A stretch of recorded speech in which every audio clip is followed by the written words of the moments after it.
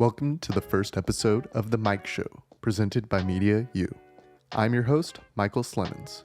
Throughout this series, we'll be having conversations with new media content creators. This includes YouTubers, podcasters, streamers, bloggers, and all other sorts of creators in the new media space. Today's guest is a writer, blogger, and podcaster known as the Norman Nerd. You can find him guesting on podcasts such as School of Movies and Matinee Heroes, or writing movie reviews and other related content online. Please welcome to the podcast, the Norman Nerd himself, Brendan Agnew. Hey. Hey, how's it going? Good, how are you? Not bad. Thanks for being on the show. My pleasure, bro. Thanks. I'm excited to chat, talk about things, explore that new media, but also talk about what we've kind of been like working on over the summer in terms of, appreciating media too. This is going to be fun. So can you just give me a TLDR of how did you start writing movie reviews? In a lot of ways, it's Peter Jackson's fault. So I started first just writing anything kind of in the online space back in the early aughts, literally 2001, 2002. And I started off just writing stuff mostly on message boards. I sent a couple things over to IGN just when they were asking for submissions for stuff about, there was a whole bunch of fan involvement with the Lord of the Rings trilogy. And I just kind of hung around on message boards and was really into just talking about what really grabbed me about film with other people who were, either interested in the same genres as me or following the same productions as me. This was around the time when there wasn't necessarily access to film production, but you had a lot more information about what was coming out and who was doing what. And it was oh, this hot new director just got this thing. And it's the sort of thing that media empires are built on making clickbait out of now. But, back then it was just that could be something that you get to chew on for a few days at a time. And that sort of snowballed into me just writing things down. So I would be doing these stupid long posts on message boards. And after years of just doing that, I thought, well, why am I just doing this on websites? Why don't I try and find a way archive this? Especially in terms of the things that just really were kind of speaking to me at the moment. I didn't want to cover everything, but if something was really kind of hooking its claws in me, I wanted to really kind of dig into the meat of why. Okay, so you transition from doing these posts on message boards and you post them in a general format like Blogger or Blogspot? Yeah, it's just the Google Blogger. Everything is there. Is blogspot.com. Once you posted your first couple reviews, did you have this feeling of oh, this is fun and cool, I want to keep doing this? Or was it screaming into the void, or what was your initial reaction when you started posting these? I'm not sure exactly when I started really paying attention to who was reading it, because I was just kind of throwing it out there. It's hey, here's something that I wrote about, whatever. And so much of it was more about having gotten something out of myself that I had been chewing on mentally, which is kind of what my overall process is. I'll just something will just get stuck in my craw, and I'll just man, I just can't stop thinking about this part of this thing. It's why does it keep coming? Fuck, I've got to write about it, don't I? Damn it! And so it's oh, well, I guess we're writing 6,000 words about the Rurouni Kenshin live action movies now. That's what we're doing for this summer. Sorry, brain. You had other plans, but those are gone. And so, part of it was, just getting that. And there were places where I was, sharing this, because while I was also, doing stuff on the blog, I was also still active on social media. I'm not on message boards really, but I'm still on other social media sites. And so part of it's just an element of the ongoing discussion of, different people that I'll just shoot the shit with about different stuff. And there's, so many things you can't really just fit into a message board post or a sentence when you're just having a conversation. And that's why I like having that long form thing of here's the 4 pillars of this thing and why it really speaks to me. That's really cool. Yeah. Cause I know a lot of streamers, when they start out, they're kind of just streaming to no one. Like there's like no one watching them. But the streamers that end up being really successful are the people who are just doing it because they really like doing it. And they're not doing it like looking at that view count. I mean, maybe they are, but like, yeah, it seems like very passion driven. I feel like so much of what you have to do is like, if you want something that you're putting out there to resonate with people, like you've got to do it in a way that's like fun for you. And so, I have a very like casual style. I'll do a lot of like research, and I have a pretty deft hand at sussing out theme and and structure. But if I'm writing something, it's because it's amusing for me to put the words in that order. And so like I've always tried to have like sort of a conversational style, and that's I find that's kind of like a little bit more approachable. And there's very little experience like on my end in terms of like streaming and stuff, so I have no idea like how. I'm sure that must be incredibly difficult, but I kind of feel like in terms of like what I've seen is the people that like are successful, it's like they're just having fun hanging out even if there's no one with them, and then they can just kind of like turn on that theater kid like, all right, hey, we're having a party here once the people start coming into the room.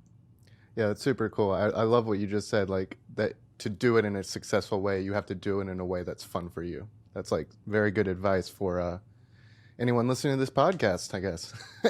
Well, I mean, and I feel that's why Ebert and like Siskel and Ebert were successful, because they were two colleagues who were just like getting the chance to like chat with each other about something they just saw that was exciting, and then argue about stuff they disagreed with.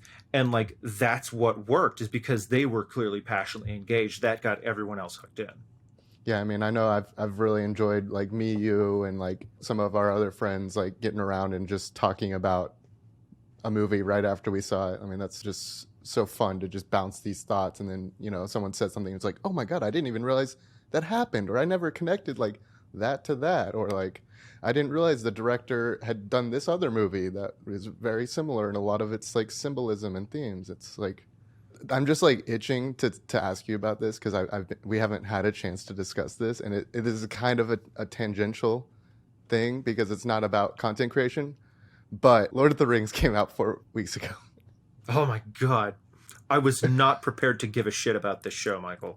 Like I heard like, oh, Amazon just spent $1 billion to make a Lord of the Rings show. It's like, I was like, okay, I mean, like on the one hand, like a bit of context, The Lord of the Rings is my favorite story ever told in any medium. Like people talk about how like, oh, the Lord of the Rings, it's dry and boring. Well, the problem is you never had a folk singer read you the books. So that's the secret. So like, my dad read this to me when I was a kid, looking forward to the original movies was like a huge deal. And, those are like my favorite pieces of film. Like that's my favorite movie, whatever. So like when the series was announced, like I was kind of surprised, like, oh, okay, I guess they're gonna, I see how the rings get forced. Okay, so we're gonna have 5 seasons of the 7.5 minute prologue of the Fellowship of the Ring. Okay, sure. But then like they actually started like airing the episodes, and I was like, oh, okay, people are saying good things about them. Okay, interesting. And then I watched the first like episode, and I'm like, oh man, okay, this is very expensive. Then The Hobbit showed up, and I was like, fuck, I'm in. Damn it, they got me. But yeah, so like this has been a very, very exciting time. I kind of knew that I could ruin this show for myself going in, so I tried to go in with almost no expectations. Just be like, this isn't gonna be like the original trilogy. It's a completely different medium, a completely different studio. Just go and see if you can enjoy it. And after the first 2 episodes, I was like, I enjoy it. I went online. I saw that like the audience reaction on Rotten Tomatoes was like 30% afterwards. And I was like, maybe I just am not connecting with the rest of the zeitgeist. But to be honest, I think a lot of those people are trolls, like just trying to like shit on Amazon, which fair enough. No, like shit on Amazon all you want. Yeah. But I am personally really enjoying it. I think it's way different than the original trilogy.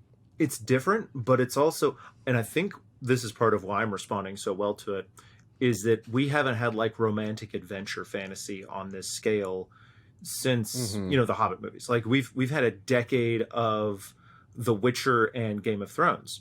And, I kind of like fill out Game of Thrones, but like I love The Witcher, and like I understand like why it's successful and speaks to people. But like also, man, like I've missed this when people are just like, no, the tree is sad. We're going to go over here and kill some bad dudes who are doing bad fascism things. It's like, oh, right. Yeah, no, this is why this kicks ass.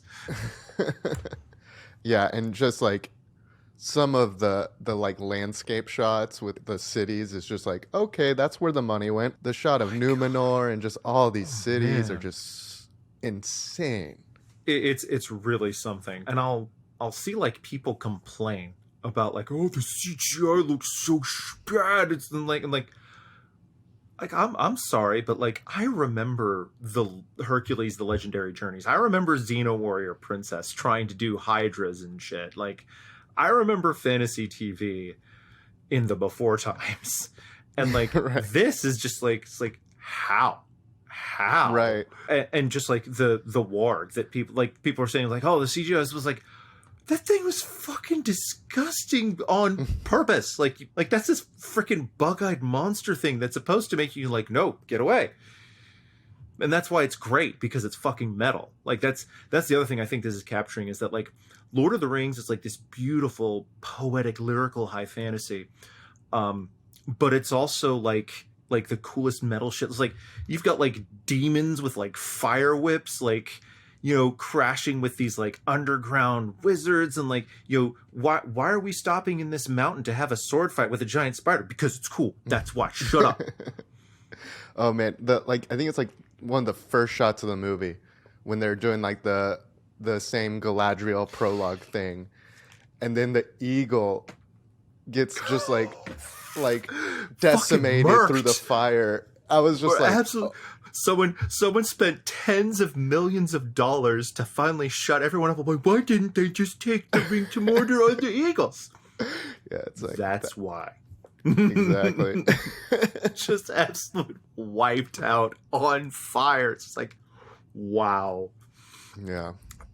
But and again, like it's the little touches. Like, you know, once the hobbits show up, and it's like freaking, you know, like this weird combination of like Sesame Street and high fantasy, because they're like rolling up their little tents and they have like little Muppet stuff going on all over the place, and it's so like tactile, and sets and costumes and props and all this like really good like grit and built up world like that. And that's the other thing I feel like it's kind of nailing, is it's getting like a feeling of this flourishing version of Middle Earth that's just all decayed in Jackson's movies. Yeah, I mean, I'm having a blast with it. I know like there's so many people out there that are gonna hate on it no matter what, and I'm just kind of trying to tune those people out and just be like, well, they're gonna hate on like everything with women and black people now. Like that's the thing, is we've just got like ever since Mad Max Fury Road, and like you can kind of like trace this sort of thing like to Fury Road, Ghostbusters 2016, Last Jedi, and that's just like, after that, anything with women or people of color, it's like, well, there's just going to be some Nazis who are mad, and they're just going to have a whole bunch of mad Nazi cries about it. Yeah, you can't get away from politicizing anything these days. It's just like liking Lord of the Rings means that you're like a communist or whatever. Like, but yeah, this has been like a very pleasant surprise. Like I just don't trust brands and IP anymore as a rule, and so like this is just like, oh. Yeah, that's awesome. What would you say is one of your biggest obstacles making content? Okay, so other than just like living through the last few years in a collapsing empire? Yeah. I mean, okay, so like apart from that, I mean, that's, you know, it's just like the finding the emotional energy to devote to it, because there are just times when like, I mean, this is never going to be like my main breadwinning sort of like source of income unless I see some sort of drastic sea change, and I'm actually like fine with that, because that means I can treat it as a hobby and still like get excited about it. But it also means I have to kind of like triage. It's like, okay, so if I want to do like a thing, okay, what can I do? How can I get it done? And like basically like figuring out, do I want to actually do something that's keeping up with like current media things that are coming out? Do I want to cover this show? Do I want to like write something about this movie? Or do I want to like take a bit longer and like develop something a bit more like in depth? kind of like deciding when to like, I guess, code shift between those two. Because, you know, I definitely love like covering some of the new stuff. Like, you know, just this year I was having a lot of fun, like writing about like Top Gun Maverick or RRR. So that was like cool. But also there was, you know, times where I was like, man, I just want to spend like a long time talking about the Teenage Mutant Ninja Turtles for some reason. So it's all about like kind of like figuring out how to, I guess, most effectively channel my mental energy and my emotional like capacity to make word happen. So a lot of it is just like, okay, what am I super passionate about right now? Is there something I can find in there, like, while I've still got that fire going? And sometimes I'll just be like, I don't give enough of a shit. Like, I didn't write anything about Jurassic World Dominion because I just didn't give enough of a shit. Because it was just like, it's a bad movie. There were bugs instead of dinosaurs. Everyone said everything we really need to say about that. Moving on. Okay, so you start writing these movie reviews. How did you transition from doing these to getting into like podcasting? Because I know you guest on a lot of different podcasts about film, and a lot of it was just kind of like growing out of the social media connections I was making and the people that I was like discussing with, and like people whose, you know, I would read their stuff, they would read my stuff. And so I would just kind of like start gate crashing podcasts of like, you know, it's like, oh, this person that I know is discussing this movie is like, hey, you know, if you're looking for extra guests, you know, I you know, wouldn't mind talking about why like that movie's secretly brilliant or what have you. And then just like that kind of like spiraled out into meeting a whole bunch of different people and guesting on their shows and finding out, I was like, okay, we have good chemistry and we have certain like passions for these different genres or creators, and we kind of like work well in a show setting together. So, hey, you know, Everything Everywhere All at Once came out. Let's talk about that for 3 hours. Yay. And that must be such a different creative outlet than writing these reviews. I mean, because these reviews, you're like by yourself, you're staring at a blank page, you're trying to like put together all these thoughts, whereas podcasting is very like jazz, where you're just kind of like riffing with people. Absolutely. Like so much of that is, it's about like trying to, you know, maintain a rhythm and be interesting, but also kind of, you know, a little bit like enriching while also being entertaining. Mm-hmm. And again, you get to try like your kind of like conversational chemistry with a bunch of different people. But, you know, I've got like, you know, I've been in like either band or theater, you know, for a bunch of my life. So I've like being in an ensemble where we're kind of like, you know, like you said, doing a bit of jazz. It's like, you know, yeah, it's kind of one of my comfort zones. And like, especially with if you manage to find like the right people and the right subjects, it's kind of just like really easy to just spin out a bunch of stuff that it's like, oh, hey, we actually made a couple good points. And, you know, I broke that person because they couldn't stop laughing for 30 seconds. So that was cool. That's awesome. Yeah, I mean, one thing. Okay, so full disclosure for our audience. We recorded this episode already. But because... No, this is the first time I don't even know this person. Like, he just called me up randomly, so... Yeah, I've never met this guy. He's not my brother. The reason I want to talk about this is because, like, we are trying to be, like, full disclosure, behind the scenes, like, the real, like, stories of new media.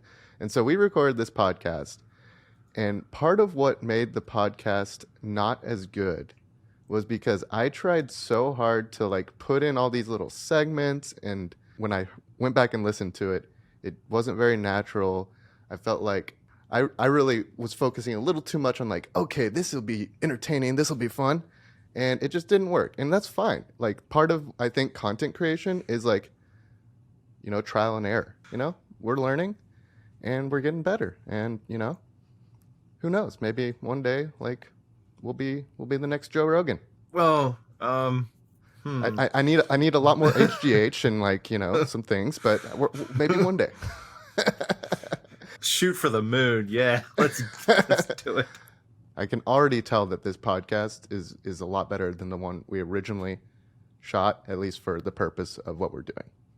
Well, how many shows, you know, have had the, you know, the famous unaired pilot? You know, it just right, deepens exactly. The lore. So that's the thing about content creation is, like, sometimes you swing and you miss, and sometimes you swing and you get a home run, and I mean, I'm sure there's been like movie reviews and stuff or things like that you've done, and then you're just like crumple up and toss in the trash Oh bin, yeah, right? yeah. No, there's been like, and I've just like sat there with like something in my drafts for just like months, going like, yeah, I'll get to it, yeah, I'll get to it, and just like add a couple sentences here, and then like 500 words later, it's like, nope, this is garbage, and you just kind of have to know like when to call it quits and move on to the next thing, and maybe if you're lucky, you can find like a way to do a retrospective sort of like examination of it later and find something you can salvage. But yeah, like like I said, there's just sometimes you just can't muster it. It's just like, nope, this is just wet garbage. I'm just gonna throw it over here. Yeah, and that's okay. That is okay. Should we talk a little bit about my new favorite type of movie? It depends. What's your new favorite type of movie, Michael? My new favorite type of movie. In fact, lately it's the only type of movie that can make me feel. The only type of movie that makes me feel anything is Tollywood. Not salsa, not flamenco, my brother. Do you know? Not too. Oh man, that's RRR is a touchstone for us that came up a little bit earlier, and oh boy. I'll just give a little bit of framework. So earlier this year, Brendan came up to me and he was like, "We have to go see this movie." I was like, "Okay, cool. What's it about?" He's like, "We just have to go see it. Trust me." I was like, "All right." I didn't tell you anything, did I? I didn't even. No, you just were like, "We just need to see this movie." I probably should have given you like a one-sentence synopsis, but in some ways, I'm really glad you didn't, because we went and saw this movie called RRR, which is a Telugu film. Yeah, Telugu. Telugu. Tollywood, not Bollywood. Yeah, it's just like another region in India, right?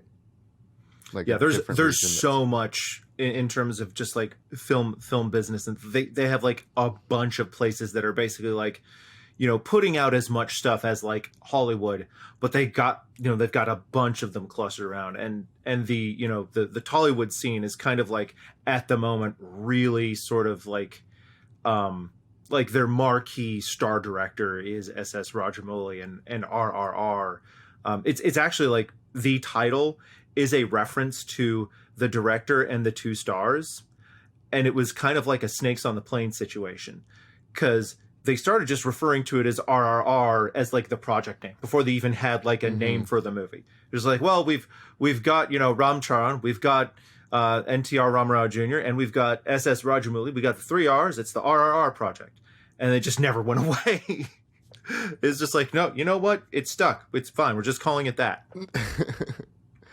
Gosh, that was the most fun I've had in a theater, maybe ever, but definitely in like the past like decade. It felt like a Marvel movie on opening night, but it was like 4 weeks after it came out, and there was only like one other group of people in the theater with us, but they were so about it that it was just real experience. Like it really did. They were whistling, they were cheering, and it was a blast. And that movie just cranks it up to 11 and never stops. It's such a great example of like maximalist cinema, of everything that is happening is the coolest possible fucking version of this that has ever been put on film. But it's also so crystal clear of like, exactly what this character is thinking. You know what their wants are, you know what their obstacles are, and you know how that conflicts with every other character, because there was just a 5-minute song about how these bros are bros, but they're literally on opposite sides of a barbed wire fence. I know writers who use subtext, and they're all cowards. Well, and actually, since we talked last, I did binge Bahubali and Bahubali 2, which is this director's 2 films that he made before RRR, which are in the same vein, just balls to the wall. Yeah, there's a real like an earnestness to the why we're making movies, and there's I don't want to speak about this as like a monolith, because there's a bunch of different like types of even in the different industries, different types of like Tollywood films. But like what specifically Rajamouli is doing is kind of like what if Michael Bay and Zack Snyder were the same person? but also they were James Cameron at the same time. And it's really hard to describe. Are there any other movies that you've seen besides Bahubali and RRR? I'm glad you asked. For anyone who has got bitten by the RRR bug, I'm assuming that if you've seen RRR on Netflix, you also saw Bahubali on Netflix. Good for you. Now, it's harder to find his earlier feature film, Iga, which is about a man who is murdered and then gets reincarnated as a housefly. But I think you can find that one on YouTube. However, my strongest recommendation for anyone who needs more basically, Indian maximalist action cinema, search out War, not the Jet Li Jason Statham War. I'm talking about the 2019 film War, starring Tiger Shroff. I can't talk too much about it with it because it does the sort of thing where, hey, we're going to stop the movie to have a flashback about this character and explain all of their motivations and stuff. But if you're a fan of The Rock, or say 90s John Woo, or James Bond, you need to watch that shit. It is really good. It's also a little bit nationalist propaganda, which there's also a little bit of in RR, but whatever. Number one movie of the year is Top Gun Maverick. We're dealing with that everywhere. Right. I think India as a country kind of deserves a little nationalist propaganda at this point, after all the crap they've been through. Well, and again, I'm not going to try and speak with authority on this subject, but when you're dealing with a film where so much of the propaganda is about let's get the British out our fucking country, it's I'm you know what, I'm not gonna get in the way of this particular pass. You just go ahead and you go ahead and run that into the end zone. Have fun. There's definitely conversations to be had about how we mythologize history and how that can scrub a nation's whatever. If anyone's gone out to see The Woman King, I got news for you about movies. They make stuff up and sometimes they leave important stuff out, but that doesn't stop The Woman King from being a kick-ass historical epic. So, right. What are you going to do? Yeah, I've heard a little bit about the controversy of historical inaccuracies and what say you about that movie, but I haven't seen it. Well, I mean, look, I got bad news about Gladiator, folks. Rome did not magically turn back into Republic at right. After Commodus's death. I know the movie made it seem like that way, but yeah, I think there's this thing with movies where it's you can be honest and you can be truthful, and those are not always the same thing. Well, that and just at the end of the day, there are so many types of stories that we haven't been able to see fully explored because of such a narrow pinhole that the greatest storytelling media machines on earth have been focusing on. And so the more we expand that, I think it's better for everyone. That's how you get dragged out to a movie theater and there's 10 other people in the theater, and yet somehow you'd think that portals were opening and Spider-Mans were hopping out, and it's this dude just showed up, and why is everyone cheering? Oh, he just kicked a tiger in the face. That's why. Oh, I get it. And oh my God, seeing that movie with an audience, and there's a bunch of videos that you can find of audiences reacting to this. That's just what it is. That's the culture. It's it's this huge celebration. It's so energetic, and it just really jazzes up what is already an incredibly emotionally experience. Oh man, I wish I could just go back and see it in the theaters again, because I watched it on Netflix and it was still awesome. But just having that community of people that are all just 100% invested, and I think you mentioned kind of comparatively to Marvel, when you go to a Marvel movie on opening night, there's maybe 3 or 4 of these big sequences where it's everyone's so stoked, Captain America catches the shield. These movies, it's every 5 minutes something happens that everyone's just so stoked on, and it's a party from start to finish. It really is. Oh yeah, absolutely. Literally every 15 minutes, you could almost feel the crowd starting to get a little bit tired by the end, but it was no, they're still hitting people with motorcycles. This is so fucking cool. Oh man, yeah, it's so cool. It's so cool to kind of get to see this whole other side of cinema that we never really got to explore over here in the West. And I'm sure there's like so many more things like that. I mean, I know Korean cinema with like Parasite and some of these other Train to Busan. Like recently got a little look at that, and like just all the different international cinema movements are really exciting. Getting to like see more types of stories from more different storytellers is kind of like the most exciting part of the current media landscape I think we're finding ourselves in. We have a lot of between like there's a lot of problems with the current streaming models, but that has allowed like so much access to so much like different types of like movie and show and like even format that I feel like it's a bit of a golden age in a way. Definitely. Yeah, I agree. All right, so going back a little bit to the Norman Nerd, how do you come up with that name? It just kind of like felt fun to have a sort of alliterative thing going on. Also, like it's a reference to both my like Anglo-Saxon heritage and the fact that like, you know, it's the name of my hometown and I'm a nerd, and it was something that felt like it's like, okay, that's probably easy to, you know, spell. It's probably easy to remember. You know, I probably won't forget that. I didn't really like want to spend a whole bunch of time thinking of, you know, different handles or things. And so it was just kind of like, yeah, this will work. It's kind of like my approach to like the site design in general is it's like, you know, something is basically pleasant to look at, but isn't a distraction from like, I just want the, you know, the centerpiece to be like what we're dealing with, you know, the words and pictures and how they go together and speak about whatever it's going on. Right. It's like when a band spends like 5 weeks trying to come up with a name, but they haven't even written a song yet. You want to focus on the music first.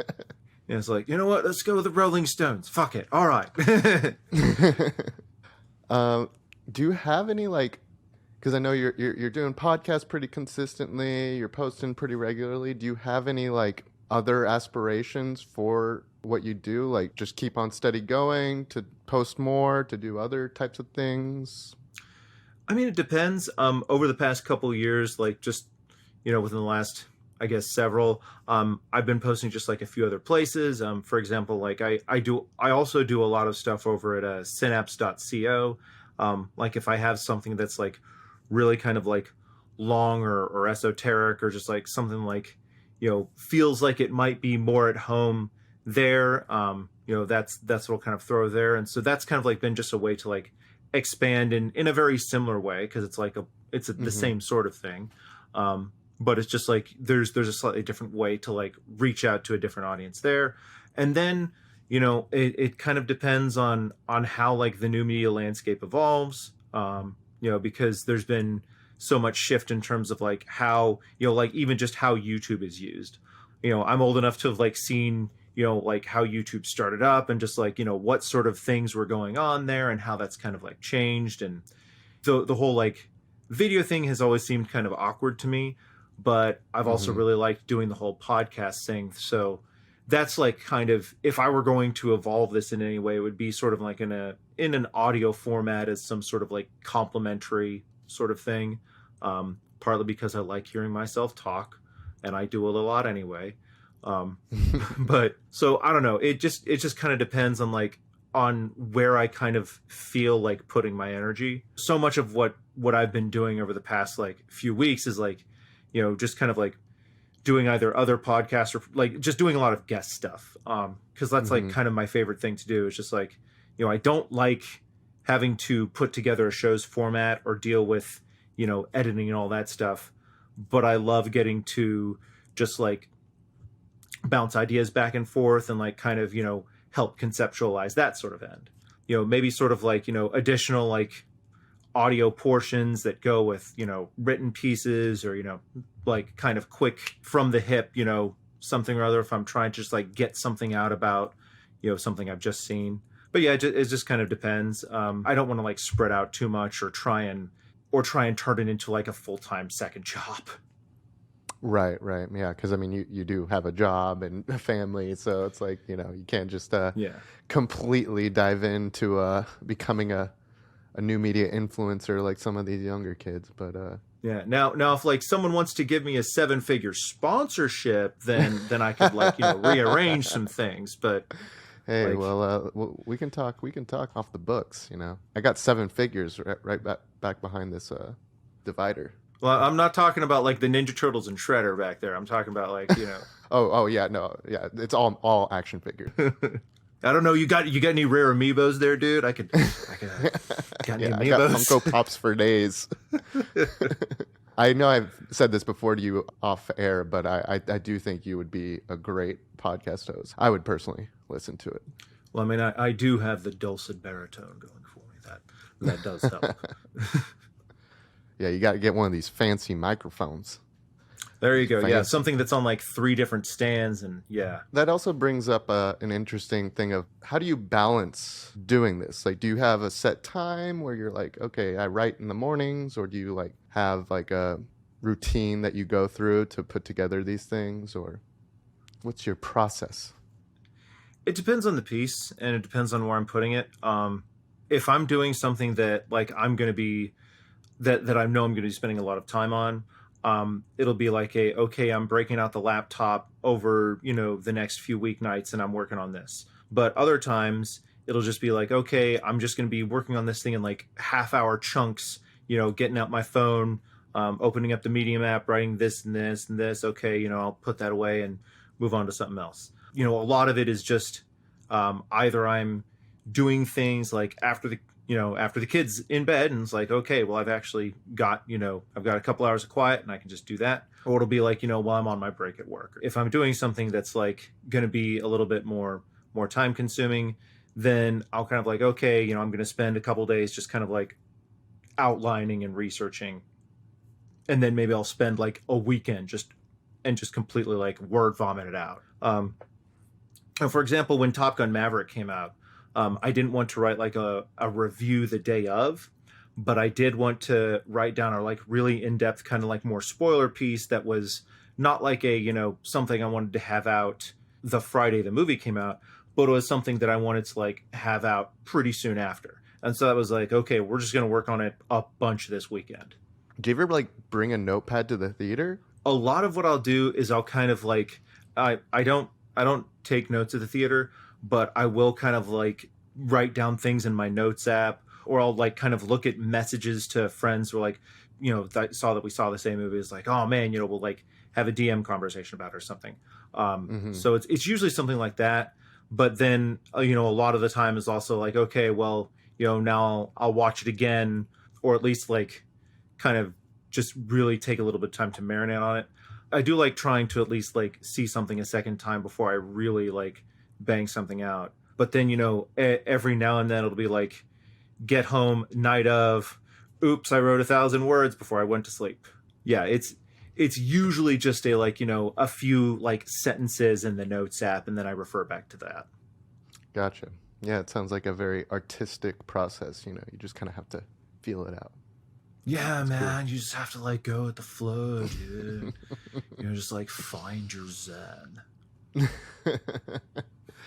We briefly touched on it earlier, but one of, I think, the more popular things you've written about was the Disney Renaissance. Can you just kind of explain what this whole Disney Renaissance animation thing is? Well, once upon a time, there was a man named Walt Disney, and he decided... so the animation Renaissance, specifically because now you kind of have to like qualify even that. So this was a series on specifically the 90s Renaissance of Disney feature animation from 1989's The Little Mermaid to 1999's Tarzan. During that period of time was kind of like when they had just finished clawing their way back from feature animation at Disney, almost dying completely. I'm glad you asked about it, because we're in an eerily similar time right now. So like in the 80s, specifically like the late 70s had been really rough. After Walt's death, you had Disney basically kind of like coasting on the parks and cheapo animation movies, a lot of which had recycled animation, most of which were kind of on the shorter side, so they were cheaper to produce. A lot of them had less detail in their animation. Like if you watch, say, the original Rescuers, compared to any of the newer Disney movies, it's like, oh, wow, there's an entire sequence where there's just a cage that is roaring because you could not afford the animators to make a lion. Wow. And so like this is like a really dark time. You know, you had like these legendary like hot young talents like Don Bluth and Tim Burton like coming into Disney and then leaving. Like Don Bluth creates a competing studio that starts eating Disney's lunch at the box office. Oh, wow. And then finally, like with the Renaissance, you kind of have like just enough people who have made just enough money on feature animation to get to Michael Eisner and Jeffrey Katzenberg putting together the team that made The Little Mermaid. And then like, you know, the movies that had come before had been like pretty successful, fairly successful. And then Little Mermaid is, and so like, that was just this huge revitalization process. You had, you know, like feature animation, like took just like leaps and bounds forward in terms of like different styles that were being used, the detail that was being used. And so I kind of wrote this series covering each film, which let's see if I can remember. It's Little Mermaid, The Rescuers Down Under, Beauty and the Beast, Aladdin, Lion King, Pocahontas, Hunchback of Notre Dame, Hercules, Mulan, and Tarzan. And with like the exception of Rescuers Down Under, like every single one was a box office hit, like $100 million or more. That was something I wanted to write about just because I was thinking about the Disney Renaissance, and I put that out at a time when we were kind of going through another one of those. Because after Tarzan, you had kind of another dark age where 2D animation at Disney almost, after a few movies that were really unsuccessful, like Treasure Planet bombed, Atlantis bombed, Brother Bear, they kind of stopped doing feature animation in 2D. And then it started like, you know, the Disney movie musical started coming back with Princess and the Frog, and then especially with Tangled and Frozen. And so that's kind of like why I wrote that series is, you know, we were going through another kind of like animation renaissance at the time. You know, we were getting like Wreck-It Ralph and we were getting Moana and, you know, all this cool stuff. But like now there has been one Pixar film that got a theatrical release since 2020's onward. Which one was that? Red? Or no, what? Lightyear was the only theatrical release for Pixar since 2020's onward. So that movie, and it was like kind of a bust at the box office. So like, yeah, Turning Red, Soul, they were sent straight to Disney Plus. And Kanto got like a run, but it wasn't like a huge hit. It blew up after it hit Disney Plus. Like that's when everyone started listening to Bruno, and that's when all the songs hit the Billboard chart. Raya and the Last Dragon, it released during COVID, so it didn't have much of a good theatrical run. So like you're seeing a lot of like Disney movies either severely like underperform, and these are like expensive, like these are $200 million like incredibly high budget, very carefully made films that are just like absolutely not clearing any money. And so like they've been sending like a lot of stuff to streaming, and so like Turning Red was going to go to theaters and then they put it only on streaming. And so I kind of feel like we're maybe a few more like stumbles away from Disney just putting all their stuff on Disney Plus, and they're not being like, aside from maybe like Frozen, which they know they'll make $1 billion on, like maybe we'll have like the franchises hit theaters. What's your favorite of those Disney Renaissance animation movies of the 90s? Yeah. Oh, that's a tough question. I think Beauty and the Beast is probably like the most perfect example of like the Disney fairy tale with the modern treatment. Hand on heart, my favorite is probably, for all that it's messy, The Hunchback of Notre Dame. Oh, cool. I didn't think that was going to be the answer. Well, okay, first things first, the gargoyles do not necessarily work. There's like one scene where they absolutely crush it, and then the rest of the time it's like, okay, the Three Stooges stuff is okay, or that's not good at all. But the other thing is that it is a film that is full-throated in its fuck the police, screw the fascists who are in control of our church and our state, cause a riot, and stand up for vulnerable populations. Solidarity. Like it's, there's a lot of stuff in it that's kind of like, weird and creaky in 90s, like the fact that you have a very white actor playing, a Romani character. But man, like it's this beautiful movie. Like the hand-drawn animation in Hunchback is like so detailed, and like you've got so much play with the light, and it's got this like really booming churchy soundtrack from Alan Menken, and it's got this really fucked up villain song where like the main antagonist is like literally like, I want to have sex with this woman or she has to die. Please God, let me be able to like the ultimate incel. Like Frollo has aged so just sublimely as a perfect Disney villain. Yeah. And so isn't that part of that song also, he's like, but I shouldn't even want to have sex with her because I'm a religious man. Beata Maria, I am a righteous man. And he is so full of shit, and he just has no idea. Oh, it's so good. He's like a smart Trump. Oh, it's just, is this like smart Trump? That's gonna be the title of this episode. He's like a smart Trump. Oh no! They're all gonna think it's about you. You know what? That'll get us. If we're gonna click farm, if we're gonna get engagement, sure, let's do that.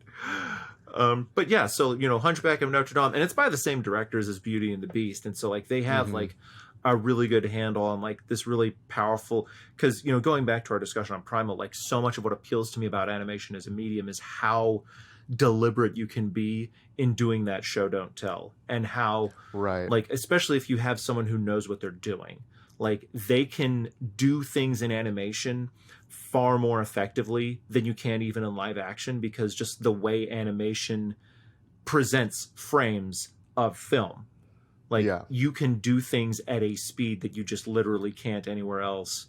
And that's why like so many animated films are like just so super short. But also, it's also like fun to just kind of like break them apart and kind of like look at how they function as storytelling machines.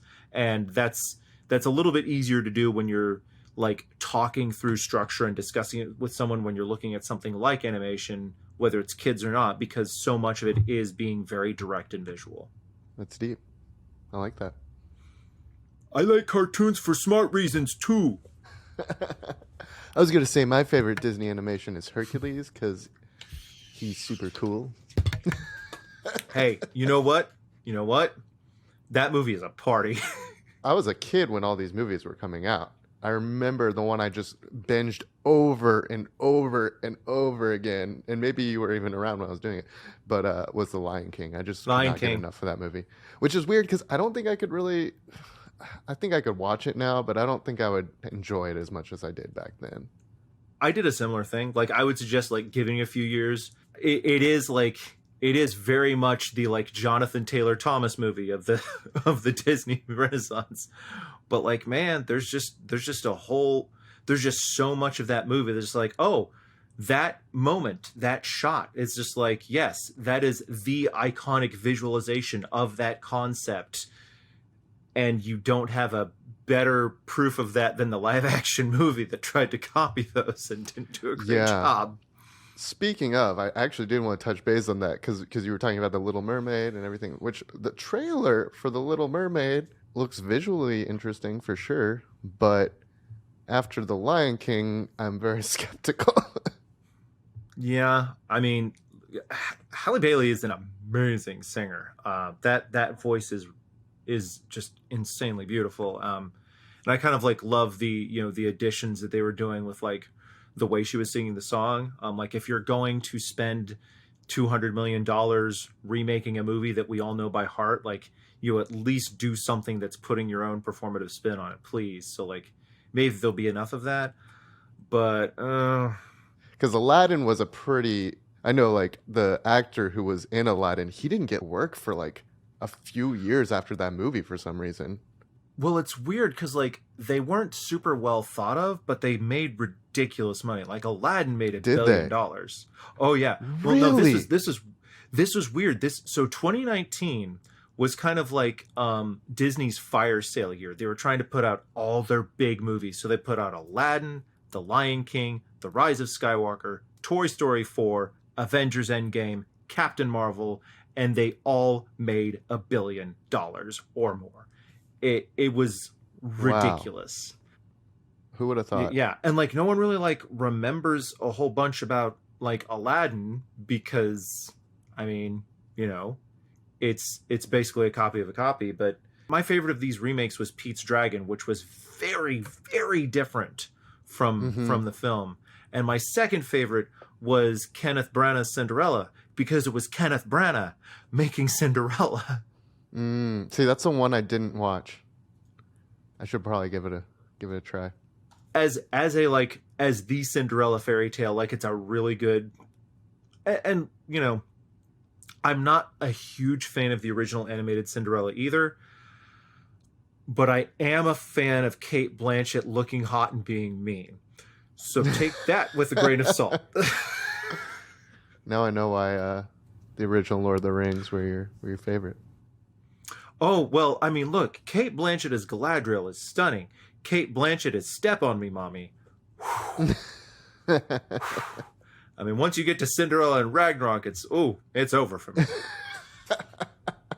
I did watch Mulan, and I kind of liked that one a little bit more than I did The Lion King for sure, because I felt like it was like a little bit less of just a shot for shot. I mean, The Lion King to me was just like, it was like watching the original Lion King with an Instagram filter on. I was just like, I don't know, man. Yeah, it was not my cup of tea. And I'm sure, I was wondering, I was like, why are they still doing this? Why are they remaking every single one? I was like, oh, $1 billion. I guess that's the reason. Well, I mean, at this point, we're probably going to start to see it trickle down because, like, Pinocchio went straight to Disney Plus because it was apparently Garbo. I feel so bad about Robert Zemeckis. Like, the guy made Contact. He made Back to the Future. He made Used Cars and Romancing the Stone. This guy made movies. And now he makes $1 billion. No, I'm just kidding. Not with Pinocchio. Yeah. He probably got a. Tell you what, though, I'm looking forward to Guillermo del Toro's Pinocchio. Oh, is he doing one? Netflix this year, stop motion, Guillermo del Toro Pinocchio. Oh, that's awesome. Yeah, that's great. Anything Guillermo del Toro, I'm in 100%. Yeah, you want to talk about a director that knows how to use visual information to enrich his narrative? That guy makes Pacific Rim from B-movie monster film to a rich thematic text because of just putting stuff deliberately in the movie to, oh yeah, you are doing visual storytelling, even though they're talking like Top Gun members. It's like there's other stuff going on. The craft of making movies is really just something else. It's why I'm out here in Hollywood scraping by for rent. Hopefully this podcast makes $1 billion though, like The Lion King. We can have one Aladdin's worth of yeah, one Aladdin's worth of money and we'll be good. Oh man, this has been a really good year for animation. I'm a big old fan of the Sea Beast, the Netflix How to Train Your Kaiju movie. That one's really, really good. It's basically like pirates fighting sea monsters, and then yes, of course, there's a kid sidekick, and Carl Urban is a monster hunter, and they go on adventures, and there's like awesome set pieces against these nasty sea beasts, and really cool music and piratey shit. It's good stuff. Nice. Yeah, Carl Urban. I've been watching The Boys as well, and he's great. And he gets to use his actual accent in this movie too. So it's like, that's one of the things I like about The Boys is like, getting to hear him just like really, really toss it off. That show is wild. Well, I think, in terms of like stuff that's kind of like out recently, if you liked RRR, I think you're definitely going to dig The Woman King. They're not Really? like filmed really the same way. The Woman King is a little bit more grounded and like realistic in terms of how it shoots its action and stuff. But very, very much like, nodding to each other across the saloon energy and their themes. Nice. Yeah, I'll definitely have to check that one out as well. What is your top 5 of the year, or like maybe not in a particular order, but like top movies? Probably my top 5 of the year. My like top 2, and these two kind of like change places, are Everything Everywhere All at Once, which like there's a specific scene that occurs involving Michelle Yeoh near the end of the film, and I turned to my wife, and we were in the theater, and I said, "This is the greatest movie I have ever seen." And after you've seen the movie, I will tell you which scene that was, and you will agree with me. But it's that in RRR. Those are Tony Leung and Chow Yun Fat in Hard Boiled. Those are my dudes right there. And then, like, you know, I also loved Turning Red. Especially like Turning Red has so much like early aughts and big weeb energy. So like, you know, my sister grew up listening to basically Four Town. So like that was neat. And then rounding it out, it's like we're probably looking at Top Gun Maverick and Nope. Or maybe, I don't know, maybe The Woman King and Nope. Mm-hmm. Those are such all different movies. Those are so different, but I love it. I mean, that's great. I mean, you keep going down that list, and you'll start finding, like, you know, you'll start finding some horror stuff with like The Black Phone. You know, I mean, there, you know, I've got the made for Netflix Rise of the Teenage Mutant Ninja Turtles the movie on my best year's end list because it's just really freaking good. So like, yeah, I mean, my like favorites list is always just kind of nuts because, like, yeah, I'll have, like, you know, a Marvel or a Star Wars occasional, or like, you know, another couple blockbusters here or there, and then it's like, didn't this movie only come out in streaming, and didn't it technically get wrapped 2 years ago? And it's like, how are you feeling about the Marvel movies these days? I feel like I'm almost in a food coma in terms of like the amount of like comic book superhero content that I have at my fingertips now. Like, I got an ending that I was almost perfectly satisfied with in Endgame. And I was like, okay, if they screw it up from here, I don't care. And so that's kind of like how I've approached everything going on. And like, I haven't outright loathed anything. Love and Thunder didn't really work for me. I liked Eternals okay. I really liked Shang-Chi and Spider-Man. I liked Doctor Strange a good bit. I was a bigger fan of Doctor Strange 2 than I expected, mostly because like Sam Raimi went full Sam Raimi a lot more than I was expecting. And that was just really awesome to see. Like, every time Elizabeth Olsen was doing something weird with her body and like had like red eyes, I'm like, yes. It was like the dudes in the meme were just like, you know, mid cheering. But, you know, also like, I'm not super emotionally invested in it. Like there are some of the shows I haven't watched. Like, I really liked Miss Marvel, and I'm really enjoying She-Hulk. But I liked Ms. Marvel because it was kind of like a lot smaller than, you know, some of the other stuff that's been going on. And I'm really liking She-Hulk because it's so low stakes. Yeah. Because it's just the fun lawyer show. But yeah, you know, I'm kind of just like at the point where, you know, whatever like stuff comes out that is like really good, hooray. And whatever stuff is like bad, at this point, it can't really ruin anything for me because I went from not having any good Spider-Man movies when I was a kid to having literally over a dozen movies with Spider-Man in them, most of which I like, which is insane. I feel super similar with the whole Endgame thing. I felt like Endgame to me was like such a cathartic thing of like, wow, what a 10 years of like Marvel movies. And I do think like moving forward, just because of the amount of stuff they have to keep putting out there has been a little less QC. And that's just kind of, and like, I don't even know if there is a way to QC it at this point, because it's just going off in so many different directions with the television stuff and so many different types of movies. And I do think like there was a couple Marvel movies in phase 1 that, like, you know, Thor 2 and like a couple movies that didn't really hit the mark for me, but I do think that we're going to see a little bit more of like Marvel movies that just aren't quite like, you know, Winter Soldier or, you know, Avengers. Yeah. But yeah, I mean, I love the way they ended phase 1. Yeah, well, phase 3, because we're in phase 4 now, brah. Oh, I don't know how they do the phases. For me, the first 10 years was phase 1. Oh, okay, so you see, phase 1 ended with Avengers 1, phase 2 ended with Avengers Age of Ultron, and then Ant-Man, and then phase 3 ended with Endgame and Spider-Man Far From Home. So like, I mean, at this point, like, my thing, you know, again, you know, similar to what you're saying, Like at this point, I'm kind of just like more interested in like, okay, so and so filmmaker is doing thus and such project. Ooh, that sounds interesting. Not because comic book character, but because, you know, filmmaker and setting. Yeah. And like honestly, that's part of what drew me to like the MCU in the first place, because I did not give a shit about Thor and Captain America and Iron Man. Like, you know, I liked Spider-Man and I liked the X-Men, and I didn't care about the Avengers. And then the first Iron Man movie came out, I was like, oh, well, that was great.